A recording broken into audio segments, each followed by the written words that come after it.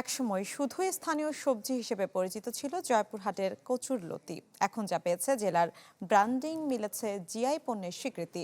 বছরে কোটি কোটি টাকার রাজস্ব আসে এই পণ্য ঘিরে, অথচ নেই আধুনিক বাজার ব্যবস্থাপনা। হারুনুর রশিদের রিপোর্ট। ভোর হতেই পাঁচবিবির মাঠে মাঠে শুরু হয় কচুর লতি কাটার ব্যস্ততা। শ্রমিকের কাঁধে কাঁধ মিলিয়ে কৃষক তোলেন সবুজের এই অর্থকরী ফসল, যে পণ্য জিআই স্বীকৃতি এনে দিয়েছে জেলার জন্য গৌরব। সেই পণ্য নিয়েই এখন শঙ্কা বাড়ছে স্থানীয়দের মাঝে।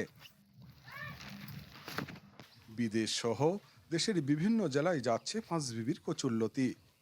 রাজধানী ঢাকা সহ বড় বড় মোকামে রয়েছে এর চাহিদা, কিন্তু উৎপাদন বাড়লেও বাড়েনি বাজার ব্যবস্থা। নেই নির্ধারিত মূল্য, নেই হিমাগার কিংবা সংরক্ষণ কেন্দ্র। ফলে পাইকারদের ইচ্ছে মতো দামে বিক্রি করতে বাধ্য হচ্ছেন কৃষক। ধান চালের মতো একটা ন্যায্য মূল্য নির্ধারণের দাবি তাদের। একটা বাজার দর মূল্যায়ন পাই না, কারণ এক জায়গাতেই আমাদের বেচা বিক্রি। লেবার কস্ট আছে, জমির ভাড়া আছে, এগুলো হিসাব করে আমরা দেখছি 100 টাকা মূল্য, কমপক্ষে 100 টাকা থাকতে হবে। কেবল কৃষকরাই নন, সংকটে ব্যবসায়ীরাও। অপরিকল্পিত বাজার ব্যবস্থা আর সংরক্ষণের অভাবে প্রতিদিন নষ্ট হচ্ছে বিপুল পরিমাণ কচুরলতি। বৃষ্টি হলে বাড়ে ভোগান্তি, নষ্ট হয় পণ্য, পরিবহন খরচও বাড়ে। মানুষের কাছ থেকে ভাড়া নিয়ে আমরা নিজেরাই টাকা দেই।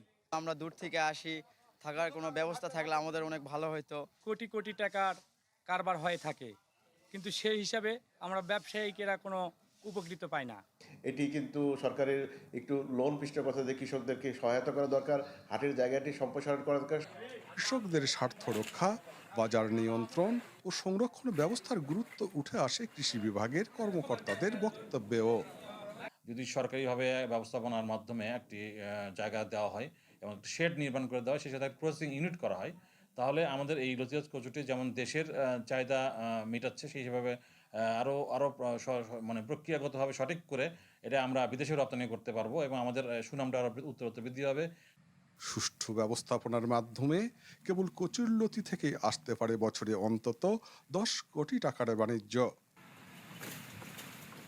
হারুনুর রশিদ, চ্যানেল 24, জয়পুরহাট। নগদ নিয়ে এলো হার না মানা হার অফার। সর্বনিম্ন 10,000 টাকা রেমিটেন্স নগদে পাঠালে থাকছে স্বর্ণের হার জেতার সুযোগ।